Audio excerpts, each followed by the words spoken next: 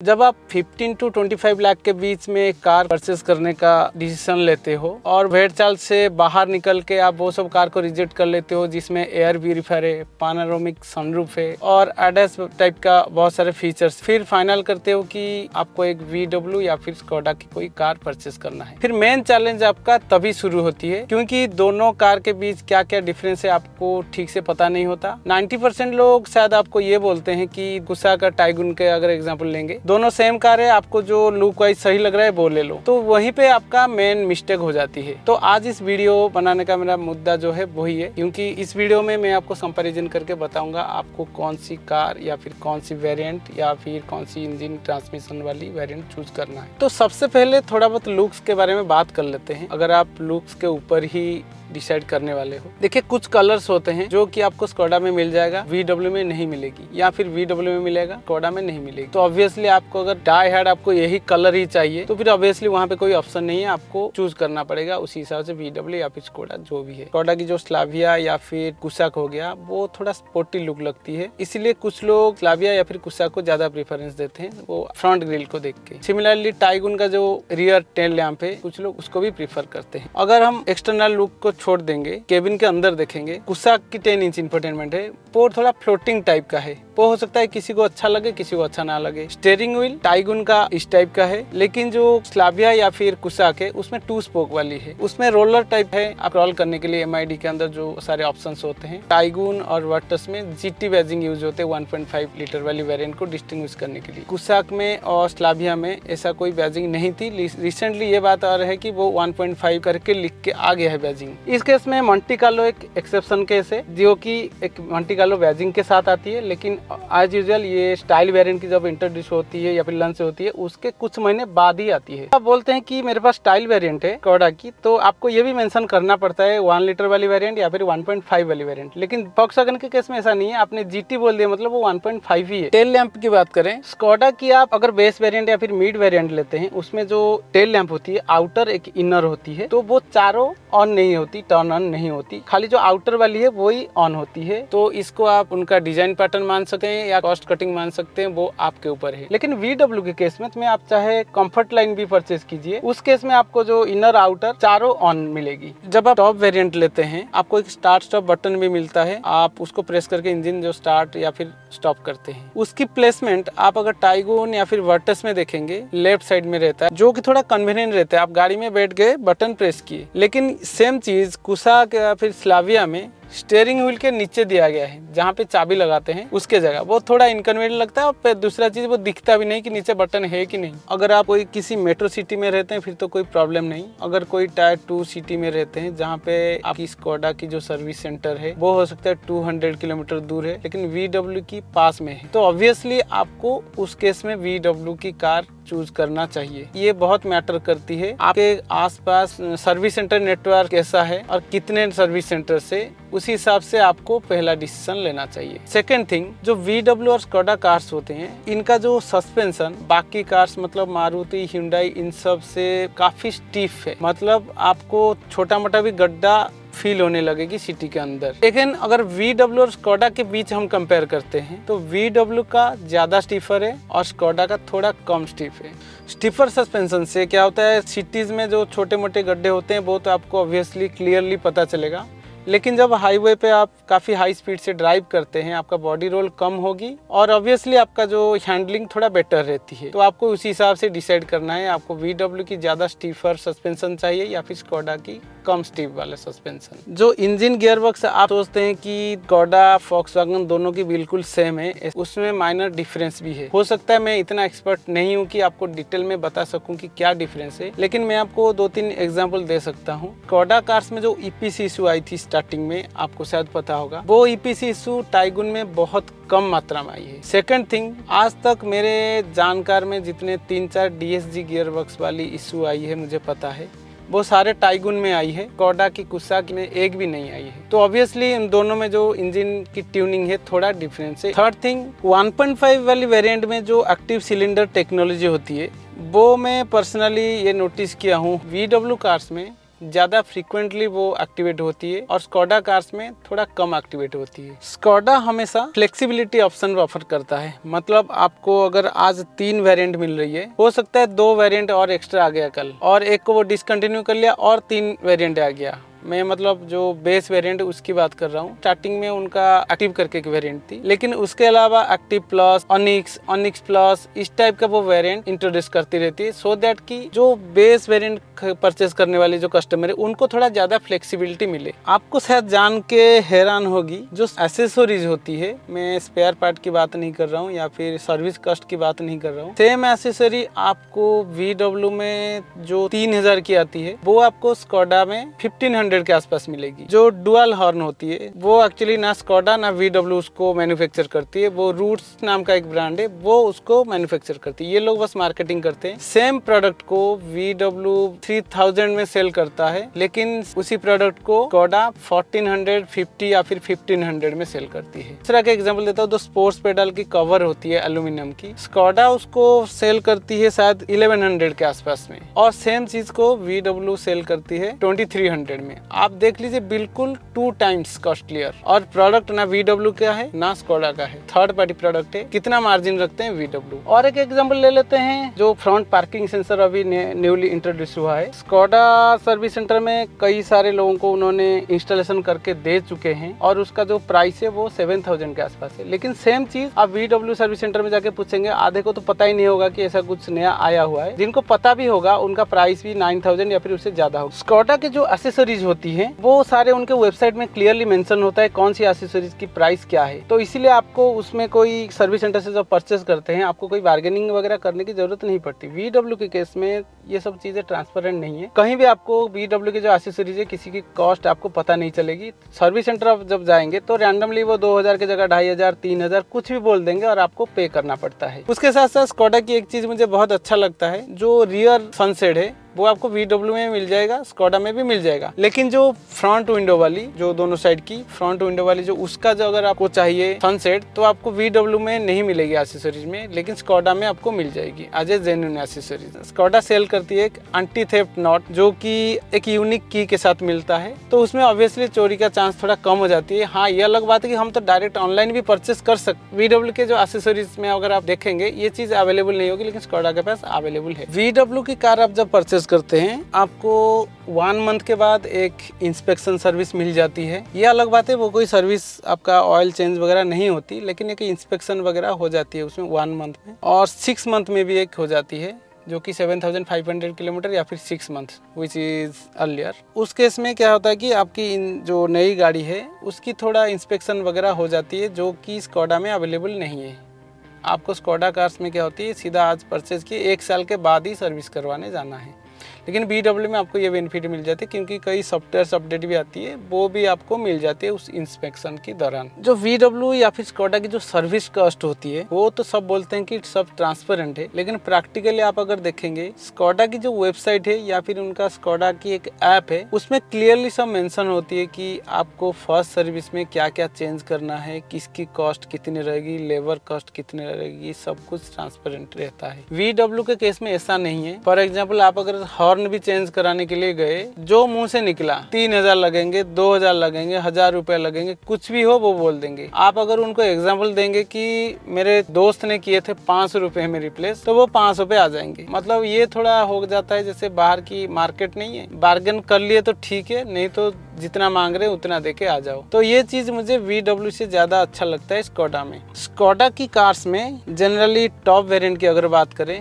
कुछ features extra है जो कि VW कार में है नहीं। एक जो MID डिस्प्ले, डिजिटल MID है, उसमें एक हॉरिजॉन्टल टैकोमीटर है, जो कि VW कार की किसी भी वेरिएंट में अवेलेबल नहीं है। नेक्स्ट, एंटी थेफ्ट अलार्म, वो भी स्कोडा की जो टॉप वेरिएंट है, स्टाइल या फिर मल्टी कार्लो, ये दोनों वेरिएंट में अवेलेबल है, और VW के किसी की कार में नहीं है। ये अलग बात है कि आप कोडिंग करवा के दोनों फीचर एनाबल करवा सकते हैं, लेकिन ये एक मैं बता रहा हूँ बेसिक फीचर है, जो कि ऑब्वियसली सेफ्टी फीचर है। और ये जो टैकोमीटर वाली जो फीचर मैंने बताया वो एक कन्वीनियंट फीचर, अब पता नहीं VW क्यों नहीं दी, जबकि दोनों की जो डिजाइन है MID की बिल्कुल सेम है। लेकिन इसमें एक पॉइंट नोट करने वाली बात है, स्कोडा की कार्स में जो एंटी थेफ्ट अलार्म दे रखे हैं उसमें बहुत बड़ा बग है। होता क्या है, आपकी गाड़ी खड़ी है, कोई उसके पास नहीं है, अचानक अलार्म बजने लगा, आप जाकर देखेंगे क्या हुआ, पता चला कोई तो नहीं है आसपास, फिर आप बंद करके आ जाएंगे। रैंडमली 3 दिन के बाद सेम। तो ये चीज क्या है ना कि डीलरशिप जो बोलते हैं वो बोलते हैं आप टेम्पररी अगर इसका सोल्यूशन चाहिए, आप इसका जो डंगल है जियो या फिर सेरेंस की जो डंगल है उसको निकाल दीजिए, आपका फिक्स हो जाएगा। लेकिन मेरा कहने का मतलब है, अगर आपको पता है कि इससे फिक्स हो जाएगा, आपका परमानेंट सोल्यूशन इसका क्यों नहीं निकाल रहे हैं?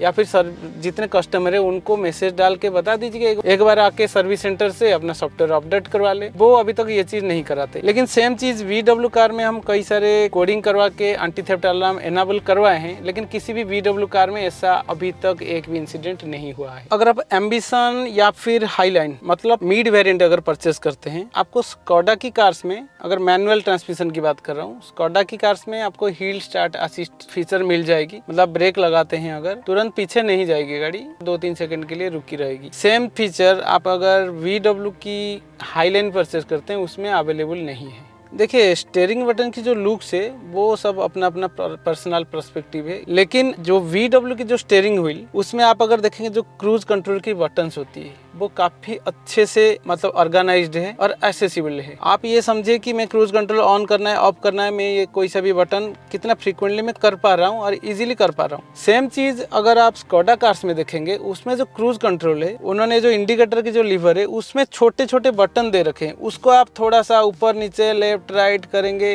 वो बड़ा इनकन्वीनियंट लगता है। स्कोडा की एक बात मुझे अच्छी नहीं लगी, जो बता रहा हूँ, 2022 में ग्लोबल सेमीकंडक्टर की शॉर्टेज हो गई थी। VW वाले क्या किए, जो इलेक्ट्रिकली फोल्डेबल ORVM है उसको हटा दिए। मतलब उन्होंने मैनुअली फिर आपको बंद और ओपन करना पड़े, ओपन और क्लोज करना पड़ेगा, ऐसा दे दिए थे। इसमें एक चीज अच्छी है कि आप उसमें बाद में 15,000 स्पेंड करके इसको आप अपग्रेड करा सकते हैं। और इन्होंने क्या है ना, जो 10 इंच वाली जो इंफोटेनमेंट है उसमें कोई चेंजेस नहीं करवाए VW वालों ने। लेकिन स्कोडा वालों ने क्या किए, एक 8 इंच वाली इंफोटेनमेंट की इंट्रोडक्शन करा लिए। उस टाइम पानासोनिक ब्रांड की बोलते हैं, वो काफ़ी इंटरनेशनल मार्केट में पॉपुलर भी है। का एक तो साइज तो छोटी है, 8 इंच हो गया, 10 से 8 इंच हो गया। रिजोल्यूशन उसका इतना मेरे को अच्छा नहीं लगता है। उसके बाद उसमें वायरलेस कनेक्टिविटी नहीं होता। आप एंड्रॉइड ऑटो या फिर एप्पल कार प्ले अगर कनेक्ट करेंगे, आपको वायर की जरूरत पड़ती है उसमें हमेशा। सेकेंड थिंग, मैं उसमें कई बार देखा हूँ कि आप रिवर्स गियर लगवाए, वो 3 सेकंड के बाद कैमरा ऑन हुआ, रिवर्स गियर हटाए 3 सेकंड के बाद ऑफ हुआ। कभी कभी तो ऐसा होता है, जो 8 इंच वाली स्क्रीन है उसमें कैमरा ऑन नहीं होती, आपने रिवर्स गियर डाले, कैमरा ऑन ही नहीं होगी, एरर मैसेज आ जाएगा इस टाइप की। तो ये ऑब्वियसली बग है, इसका अभी तक कोई रिजोल्यूशन नहीं मिल पाया। तो बेसिकली हुआ क्या, उन्होंने 8 इंच वाली देने लगे। जैसे उनको लगा कि लोग 8 इंच वाले को भी एक्सेप्ट कर रहे हैं, उसको उन्होंने क्या हैबिट बना दिए, वो 8 इंच वाले को अब मिड वेरिएंट में परमानेंटली डाल दिए। मतलब आपको मिड वेरिएंट मतलब एम्बिशन में आपको 8 इंच वाली परमानेंटली मिलने लगा, और जो टॉप वेरिएंट है उनको मिलने लगा 10 इंच वाली। जबकि वही 22-23 की बात जो कर रहा हूँ, उस टाइम स्लाविया की लॉन्च हुई थी, उस टाइम उसमें 10 इंच की आ रही थी। फिर उन्होंने मिक्सअप करा दिए, 8 इंच देने लगे, फिर 10 इंच देने लगे, इस टाइप का करने लगे। लेकिन VW इस केस में बड़ा कंसिस्टेंट मेंटेन किया। 8 इंच वाली जो इंफोटेनमेंट होती है उसमें एक पॉजिटिव चीज है कि आपको वॉल्यूम कंट्रोल मिल जाती है फिजिकल नॉब में। और एक एक्स्ट्रा बेनिफिट है, आपको जो पावर बटन है उसको अगर आप प्रेस करके रखते हैं 5 to 10 सेकंड तक, वो रिबूट हो जाएगी। आपको ये चीज तब जरूरत पड़ती है जब हैंग हो जाती है आपकी इंफोटेनमेंट, जो कि काफी कॉमन है। लेकिन 10 इंच वाली जो इंफोटेनमेंट है उसमें आपको रिबूट करने की कहीं ऑप्शन नहीं मिलते। आपका अगर वो हैंग हो जाती है या रेस्पॉन्स नहीं करती है तो आपको वेट करना पड़ेगा, गाड़ी इंजन वगैरह बंद करके थोड़ी देर, जब तक वो अच्छे से रिबूट नहीं हो जाती इंटरनली। कस्टमर सपोर्ट की अगर बात करेंगे, दोनों एक से बढ़कर एक। आप कोई भी मेल करेंगे कस्टमर केयर को, उनकी ब्रांड को, वो आपका मेल को क्या करेंगे, फॉरवर्ड कर देंगे आपके डीलरशिप। भाई अगर डीलरशिप से अगर हमको मिल जाता, हम डीलरशिप से बात करते, आपको मेल क्यों किए थे। लेकिन कहीं ना कहीं मुझे लगता है जो स्कोडा की टीम है थोड़ा ज़्यादा रेस्पॉन्सिव है। जैसे एसी की इश्यूज आई थी 2 साल पहले 1 लीटर वाली वेरिएंट में, उसमें स्कोडा वालों ने एटलीस्ट एक्नॉलेज किए कि हाँ हमारे एसी में इशू है, आप आके सॉफ्टवेयर अपडेट करवा लीजिए सर्विस सेंटर में। लेकिन VW वाले कुछ नहीं, चुप बैठ गए। अब क्वालिटी की बात कर लेते हैं। अगर आपको लगता है स्कोडा VW दोनों एक ही प्लांट में मैन्युफैक्चर हो रही है तो दोनों सेम होंगे, ऐसी बात नहीं है। दोनों की वेंडर वगैरह डिफरेंट है और दोनों की केबिन के अंदर जो मटेरियल वगैरह यूज हो रहा है वो भी सब डिफरेंट है। मैं आपको एक दो एग्जांपल बताता हूँ। आपको बहुत सारे केसेस मिल जाएंगे। ये जो डोर की लीवर है जिसको 2 बार खींचने से अंदर से खुल जाती है, ये स्कोडा कार्स में बहुत लोगों का टूटा हुआ है। जो फर्स्ट टाइम बैठे हैं आपके कार में वो एक बार खींचते हैं, उनको नहीं पता कि 2 बार खींचना होता है। वो एक बार खींचे, नहीं खुला, ज़ोर से खींच दिए, अब वो टूट के निकल के आ गया। ये बहुत कॉमन प्रॉब्लम है। ऐसा केसेस शायद VW में मैंने एक भी नहीं देखा। कार के जो व्हील्स है उस नॉट्स को जो प्रोटेक्ट करने के लिए रबर की कवर होती है। स्कोडा कार्स में आप बहुत देखेंगे 5 में से 2 गिरा होता है, लेकिन VW में ये केस मैंने नहीं देखा। चलिए तो छोटी छोटी चीज़ें इसको इग्नोर कर लेते हैं। अब बात कर लेते हैं थोड़ा मेजर इशू, जो गियर लीवर है। स्कोडा कार्स में मैं बहुत सारा केसेस देखा हूँ जो कि ये टूट जाता है या ऐसे निकल जाता है। ये केस मैंने VW में नहीं देखा। ये जो रूफ लाइनिंग होती है, मैंने डैश कैम इंस्टॉलेशन कराते टाइम मेरा एक फ्रेंड है, उनके पास कुशाक है, और मेरे कार में जब मैंने डैश कैम इंस्टॉल किया तो इसको बहुत तेज़ खींचना पड़ा, वो निकला नहीं, काफ़ी हार्ड मटेरियल है। सेम चीज़ जब मैंने स्कोडा कुशाक में अप्लाई किया वो निकल के आ गया बिल्कुल। तो ये भी छोटे मोटे जो है हमको पता नहीं चलता, लेकिन क्वालिटी की काफ़ी डिफरेंस लगती है मुझे। इस केस में मैं VW को प्रीफर करता हूँ। स्कोडा का क्वालिटी थोड़ा कम है VW से। देखिए, ये बात मैं आपको समझाने वाला नहीं हूँ कि कौन किसका पेरेंट कंपनी है, कौन किसकी सब्सिडरी है, ठीक है, इनसे हमको कोई मतलब नहीं है। हमको अगर जो पैसा हम देते हैं स्कोडा को या फिर VW को, अगर हमको अच्छा चीज़ मिलता है, अच्छा सर्विस मिलता है, तो ऑब्वियसली हम वो कार लेंगे।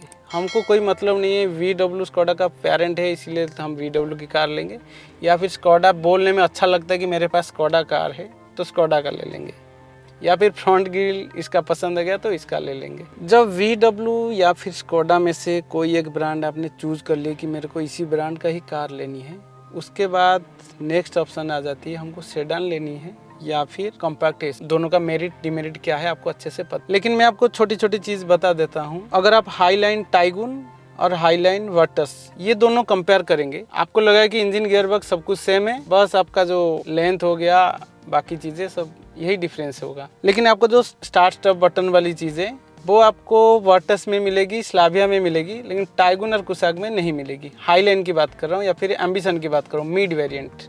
टॉप वेरिएंट में तो मिलेगा ही मिलेगा ऑब्वियसली। और आपको सेडान में हमेशा अच्छी माइलेज मिलेगी क्योंकि उसका जो एरोडायनेमिक्स ऐसा ही बना हुआ है। आपको ग्राउंड क्लियरेंस बेटर चाहिए, आप कॉम्पैक्ट एसयूवी टाइगुन या फिर कुशाक देखेंगे। और अगर आप स्लाविया या फिर वर्टस को रिजेक्ट करें इस कारण कि उसके जो ग्राउंड क्लियरेंस वो कम है, आप इस चीज़ को भी थोड़ा ध्यान रखना चाहिए कि जितने भी वो इन सेगमेंट में जितने भी सेडान से सबसे ज़्यादा ग्राउंड क्लियरेंस वर्टस और स्लाविया की ही है। और छोटे छोटे बहुत सारी चीज़ें हैं। आपको कन्वीनियंस चाहिए, पार्किंग करने में इजी हो, उस केस में आप कॉम्पैक्ट एसयूवी लेंगे। किसी किसी को इसका जो ड्राइविंग पोस्चर होता है वो कॉम्पैक्ट एसयूवी का अच्छा लगता है तो आप कॉम्पैक्ट एसयूवी लेंगे। और आपको अगर कंफर्ट चाहिए बिल्कुल और ड्राइविंग डायनामिक्स जो है वो ऑब्वियसली जो सेडान में बेटर है। अगर आपका एज थोड़ा ज़्यादा है और आपको लगता है कि कार में इनग्रेस एग्रेस करने में थोड़ा प्रॉब्लम हो सकती है तो मैं उस केस में सजेस्ट करूँगा कि आप कॉम्पैक्ट एसयूवी प्रीफर कीजिए, ना कि सेडान। कॉम्पैक्ट एसयूवी या फिर सेडान जब आपने चूज कर लिए उसके बाद आपके पास फिर भी 2 ऑप्शन है, आपको ऑटोमेटिक लेना है कि मैनुअल। ऑब्वियसली कुछ लोगों का पर्सनल प्रेफरेंस रहता है कि मुझे मैनुअल ही ड्राइव करना है, लेकिन आपको ये सब भी सोच के चलना चाहिए। ये जो कार आप परचेज कर रहे हैं, हो सकता है आपको 6 साल 7 साल अपने पास रखना पड़े और उस टाइम तक क्या आप वही मैनुअल के साथ रह पाओगे या फिर आपको धीरे धीरे थकान महसूस होने लगेगी, क्योंकि आजकल जैसे डेली टू डेली ट्रैफिक बढ़ गई है सभी सिटीज़ में। ऑब्वियसली ऑटोमेटिक आपके लिए कन्वीनियंट ऑप्शन है। हम ये चीज़ में मानता हूँ कि मैनुअल और ऑटोमेटिक में आपको 1 लाख या फिर उससे ज़्यादा की प्राइस डिफरेंस मिल सकती है। एक चीज़ आपको कंसिडर करना चाहिए, आप कभी ऑटोमेटिक कार टेस्ट ड्राइव करके मैनुअल कार परचेज मत, क्योंकि अगर आपके पहले से Hyundai या फिर मारुति टाइप का कोई कार ड्राइव कर रहे हैं, आपको ये नोटिस करने में ज़्यादा टाइम नहीं लगेगा कि जो गियर शिफ्ट होती है VW स्कोडा कार्स की काफ़ी हार्ड है। आप सिंगल फिंगर से Hyundai कार की गियर शिफ्ट कर सकते हैं, लेकिन VW स्कोडा कार्स की नहीं कर सकते। सिमिलरली जो क्लच की जो ट्रैवल है वो काफ़ी लंबा है, काफ़ी हार्ड भी है। कुछ लोग क्या होता है कि DSG फेलियर की जो केसेस हैं उसको सुन के रिजेक्ट कर देते हैं, मेरे को ऑटोमेटिक कार नहीं लेना है। मैं बताऊं, जरूरी नहीं है कि ऑटोमेटिक कार का मतलब इशू आपको फेस करनी पड़ेगी। आपने बहुत सारे केसेस सुने होंगे जिसमें डीएसजी फेलियर हुआ है, लेकिन आपको ये किसी ने नहीं बताया होगा कि कई सारे मैनुअल जो कार्स ओनर है VW स्कोडा की, उनका 7,000 8,000 में क्लच प्लेट बिल्कुल रिप्लेस हुआ है, वो भी वारंटी में नहीं है। क्योंकि जो मैनुअल कार की जो क्लच प्लेट होती है वो वेयर एंड टियर में जाती है, और वो कंसिडर किया जाता है कि आपकी ड्राइविंग स्टाइल के ऊपर डिपेंडेंट है, इसीलिए वो वारंटी में कवर नहीं होती। कुछ लोगों का जो मास्टर सिलेंडर है, स्लेव सिलेंडर है, वो भी रिप्लेस हुआ है। शायद मुझे याद है कि एक स्लाविया ओनर मेरे को बताए थे, उनका 51,000 की बिल आई थी, वही उनका क्लच प्लेट का शायद रिप्लेसमेंट हुआ था। आप वैसे ही मान लीजिए, ये सब चीज़ें जब तक वारंटी में नहीं जाएगी, अपने जेब से जा रहे हैं, तो फिर आप 6 साल का एक्सटेंडेड वारंटी लेके अगर डीएसजी वाली कार परचेस करते हैं, क्या प्रॉब्लम है। चलिए डीएसजी ना सही, अगर आप 1 लीटर वाली जो टॉर्क कन्वर्टर है उसको अगर आप ये कर लेंगे, एटलीस्ट पीस ऑफ माइंड है, कोई उसमें टेंशन नहीं है, बहुत रिलायबल है, आप उस पर भी जा सकते हैं। और अगर आपको लगता है कि ऑटोमेटिक कार में थोड़ा माइलेज कम मिलेगी, आप अगर ठीक से ड्राइव नहीं करेंगे, ऑब्वियसली मैनुअल में भी उससे कम माइलेज आएगी, तो आपको हमेशा ध्यान रखना पड़ेगा। अगर माइलेज के प्रति आपका ध्यान रहती है तो कितने आरपीएम में कौन सा गियर शिफ्ट करूँ, ये सब ऑटोमेटिक में एटलीस्ट उसका तो झंझट नहीं है। अब मेन मुद्दे की बात करते हैं, आपको 1 लीटर वाली वेरिएंट लेना चाहिए या फिर 1.5। ऑब्वियसली 1.5 में आपको ज़्यादा पैसा लगेगा। 1.5 में आपको ना खाली एक बड़ी इंजन मिलती है, दूसरा गियर बॉक्स आपको डिफरेंट मिलती है, ऐसी बात नहीं है, आपको बहुत सारी चीज़ मिलती है उस प्राइस डिफरेंस में, जो कि आपको लॉन्ग टर्म में पता चलता है। एसी की जो कूलिंग की इशू आई थी वो आपको 1.5 में बिल्कुल पता नहीं चलेगा। सेकेंड थिंग, 3 सिलेंडर इंजन है जो 1 लीटर वाली वेरिएंट, उसमें आपको हो सकता है ज़्यादा वाइब्रेशन पता चलेगा, लेकिन वो चीज़ आपको 1.5 वाली वेरिएंट है जो, उसमें आपको परफेक्ट सब कुछ मिलेगी। ऑब्वियसली इसके साथ साथ आपको कई चीज़ें और भी मिल जाती है जो कि लॉन्ग टर्म में आपकी हो सकता है जो मेंटेनेंस कॉस्ट वो ज़्यादा होने वाली है। फॉर एग्जांपल जो 1.5 वाली लीटर की जो वेरिएंट होती है उसकी जो बैटरी है वो ज़्यादा पावरफुल है, और जो ब्रेक पैड ब्रेक डिस्क होती है वो भी बड़ी है और डिफरेंट साइज का है, इसीलिए उसका जो मेंटेनेंस कॉस्ट या फिर रिप्लेसमेंट कॉस्ट भी आपको ज़्यादा पे करनी पड़ेगी उस टाइम। ये चीज़ आपको कंसिडर करना चाहिए जब आप 1.5 लीटर वाली वेरिएंट चूज करते हैं। एक्टिव सिलेंडर टेक्नोलॉजी नाम का जो फीचर है, वो फीचर आपको 1.5 वाली वेरिएंट में मिलेगी। उससे क्या होता है कि आपको पावर के साथ साथ माइलेज भी मिलती है बेटर। अगर आपको 2 वेरिएंट मिलता है, एक में 1 लीटर वाली वेरिएंट में आपको बहुत सारा फीचर मिल रहा है, और दूसरे वेरिएंट है जिसमें 1.5 वाली इंजन मिल रही है लेकिन फीचर कम मिल रहा है, मैं आपको रिकमेंड करूंगा आप 1.5 वाली वेरिएंट परचेज कीजिए। जैसे कि स्लाविया की एम्बिशन वेरिएंट है कि 1.5 डीएसजी के साथ, वो मुझे बड़ा वैल्यू फॉर मनी लगता है। कि मैं आपको डिस्करेज नहीं करा रहा हूँ ये बोल के कि 1 लीटर वाली वेरिएंट जो है वो उसमें पावर कम है, ऐसा कुछ। पर इंजन में ऑब्वियसली मैं आपको बताऊंगा जिसमें जो अच्छा है, जिसमें जो अच्छा नहीं है। क्योंकि जो टर्बो इंजन होती है 1 लीटर वाली वेरिएंट, आप समझ लीजिए होंडा सिटी की जो 1.5 लीटर वाली जो नेचुरल एस्पिरेट इंजन है उसके बराबर है। हिल ड्राइव से लेकर आप कहीं भी चले जाइए, 1 लीटर आपको कहीं भी डिसअपॉइंट नहीं करेगी। लेकिन जब फुल लोड हो जाती है, लगेज भी भरा हुआ है और आप ऑफ हिल ड्राइव कर रहे हैं, आपको थोड़ा बहुत वहाँ पे महसूस होगी कि मेरी गाड़ी को थोड़ा पावर की और ज़रूरत पड़ रही है जो कि मिल नहीं पा रही है। और अगर आप काफ़ी सालों से मैनुअल ट्रांसमिशन वाली वेरिएंट ड्राइव कर रहे हैं और आप सोच रहे हैं कि मैं ऑटोमेटिक देखूंगा ही नहीं, तो मैं सजेस्ट करूंगा आप एक बार जो 1.5 लीटर वाली जो वेरिएंट डीएसजी वाली वेरिएंट है उसको एक बार टेस्ट ड्राइव कीजिए। उसके बाद आप डिसाइड कीजिए आपको मैनुअल ट्रांसमिशन वाली कार चाहिए या फिर ऑटोमेटिक। सो आपके प्रेफरेंस और यूसेज के हिसाब से मैं थोड़ा समराइज कर लेता हूँ। अगर आपका सबसे पहला प्रेफरेंस माइलेज है, मतलब आपको मारुति जैसे माइलेज ही बस चाहिए, परफॉर्मेंस थोड़ा बहुत मिल जाए तो चल जाएगा, तो आप आंख बंद करके 1 लीटर की जो मैनुअल वेरिएंट है, मैनुअल ट्रांसमिशन वाली वेरिएंट है, उसको ले लीजिए। उसमें आपको सबसे ज़्यादा माइलेज मिलेगी, चाहे हाईवे हो या फिर सिटी। हाईवे में ऑब्वियसली आपको मैक्सिमम 90 किलोमीटर के स्पीड से ही ड्राइव करनी पड़ेगी, क्योंकि उसके ऊपर जब आप गाड़ी की स्पीड बढ़ाएंगे तो आपकी कार की माइलेज कम होती जाएगी। और अगर आपको एक कन्वीनियंट कार चाहिए ऑटोमेटिक ट्रांसमिशन वाली, बिना कोई टेंशन बिना कोई झंझट वाली, तो आप 1 लीटर की जो टॉर्क कन्वर्टर वाली वेरिएंट है वो आप ले सकते हैं। उसमें हो सकता है थोड़ा आपको माइलेज कम मिलेगी सिटी में, क्योंकि सबसे जो लेस फ्यूल एफिशिएंट वेरिएंट है वो 1 लीटर की जो टॉर्क कन्वर्टर वाली वेरिएंट वही है। और अगर आपके पास बजट है 1.5 लीटर के लिए, फिर तो मैं रिकमेंड करूंगा आप 1 लीटर वाली जो वेरिएंट है उसको बिल्कुल भूल जाइए, उसको कंसीडर ही मत कीजिए। कई सारे लोगों का मेरे पास कमेंट्स भी आते रहते हैं, वो पूछते हैं कि मिड वेरिएंट लेना चाहिए या फिर टॉप वेरिएंट। ये तो अलग बात है कि अभी 6 एयरबैग्स आने लगे हैं बेस वेरिएंट से, लेकिन पहले क्या होती थी ना, 2 एयरबैग्स आते थे मिड वेरिएंट में और टॉप वेरिएंट में 6 एयरबैग्स। उसके अलावा आपको 17 इंच की अलॉय मिल जाती है टॉप वेरिएंट में, 6 airbag, digital MID instrument cluster, ventilated seat, sunroof और आपका जो स्टार्ट स्टॉप बटन, ये सब चीज़ें आपको टॉप वेरिएंट में मिल जाती है। तो अगर आपको लगता है कि आप जितना स्पेंड करते हो उसके लिए ये डिफरेंस लॉजिकल है, तो आप टॉप वेरिएंट में जा सकते हैं। आई होप ये जो कंपैरिजन वाली वीडियो आपके लिए काफ़ी हेल्पफुल रही। अगर ऐसा है तो आप वीडियो को लाइक कर दीजिए और फर्स्ट टाइम अगर मेरे चैनल पे आए तो चैनल को सब्सक्राइब कर लीजिए। फिर मिलते हैं और एक यूजफुल इंफॉर्मेशन वाली वीडियो के साथ। तब तक के लिए बाय, थैंक्स फॉर वॉचिंग।